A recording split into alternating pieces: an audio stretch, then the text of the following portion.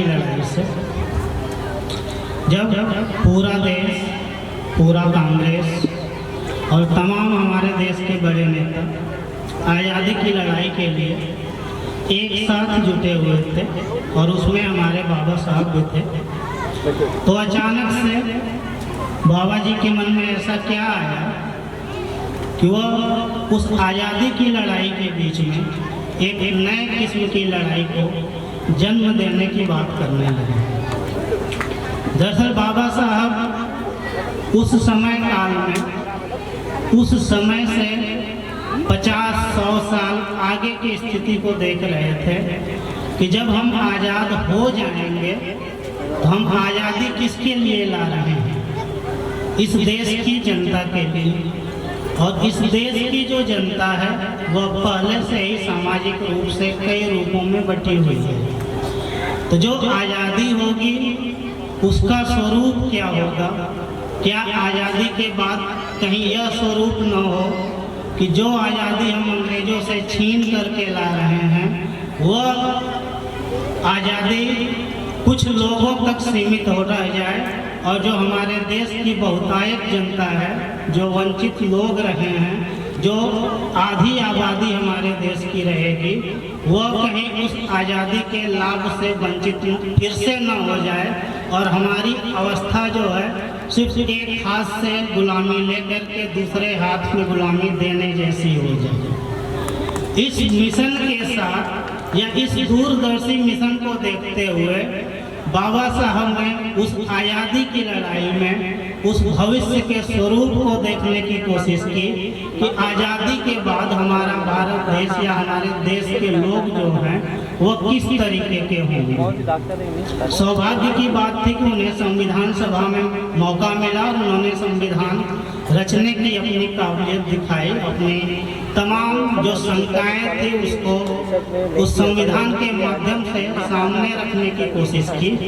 लेकिन संविधान के माध्यम से बाबा साहब सिर्फ राजनीतिक समानता की तरफ, और वह भी आंशिक रूप से, लोगों को प्रदान कर पाए, लेकिन आर्थिक समानता, सामाजिक समानता, ऐसी समानताओं के लिए अभी हमें एक लंबी लड़ाई लड़ने की आवश्यकता है और उसका जो सफ़र है वो काफ़ी दूर तक जाना है।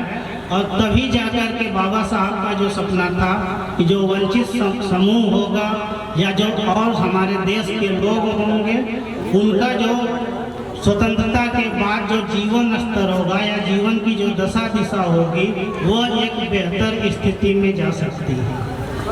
आज़ादी के 75 सालों बाद भी हम यह देख रहे हैं कि हमारा जो यूथ है, या एक तरीके से कहा जाए कि हमारा जो समाज है, वह अभी भी आर्थिक समानता और सामाजिक समानता को प्राप्त नहीं कर पाया है। इसके लिए वर्तमान समय में हमें आवश्यकता है कि हम जो है इस आंदोलन को सिर्फ 14 अप्रैल के प्रोग्राम को या आयोजन को बनाने में न रखें, बल्कि इस आयोजन को एक सतत प्रक्रिया के तहत जो सामाजिक कुरीतियाँ हमारे यहाँ मौजूद हैं, चाहे वो किसी भी रूप में हो, चाहे वह धर्म के रूप में कुरीतियाँ हो, चाहे वह संस्कृति के रूप में हो, चाहे वह व्यवस्था के रूप में हो, चाहे वह राजनीतिक व्यवस्था हो या प्रशासनिक व्यवस्था हो, उसको दूर करने के क्रम में हमें प्रयास करना होगा।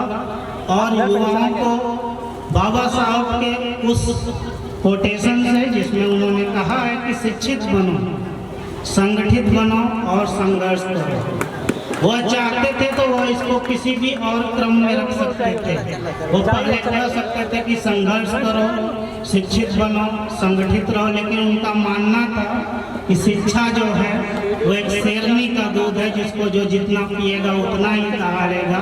इसलिए पहले आपको शिक्षित बनना होगा। जब आप शिक्षित बनेंगे तब जाकर के आप उस मिशन को या उस दूरदर्शी मिशन को समझने की क्षमता आप में विकसित होगी, और जब वो समझ विकसित आपके अंदर होगी तब आप खुद को, लोगों को तमाम विभिन्नताओं के बावजूद संगठित करने का काम करेंगे।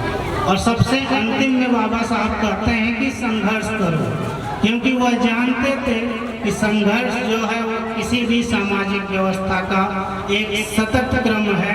संघर्ष कभी भी खत्म होने वाला नहीं है। कभी आप सामाजिक व्यवस्था से संघर्ष करेंगे, वही सामाजिक व्यवस्था जब समाप्त होगी या समानता के स्तर पर आएगी तो एक नया वर्ग खड़ा हो सकता है जिसका आधार आर्थिक हो सकता है। एक नया वर्ग खड़ा हो सकता है जिसका आधार लैंगिक हो सकता है, क्षेत्रीयता हो सकती है, रेस हो सकता है, कुछ भी हो सकता है। लेकिन यह संघर्ष जो है वह अनवरत बना रहेगा और इसको हम तभी दूर कर पाएंगे जब हम इस संघर्ष की प्रक्रिया को लगातार अनवरत क्रम में लेकर चलते रहेंगे। इसी क्रम में आयोजन समिति से मेरा अनुरोध है कि यह जो आज का आयोजन है इसको विभिन्न समयों पर लगातार आयोजित करते रहें, ताकि यह जो प्रक्रिया है यह रुकनी नहीं चाहिए, क्योंकि संघर्ष जो है वह लंबा है और आगे कई 100 सालों तक आगे भी संघर्ष की प्रक्रिया जारी रहेगी। जय हिंद, जय भीम। बहुत शुक्रिया सर, बहुत धन्यवाद सर। मैं मंच पर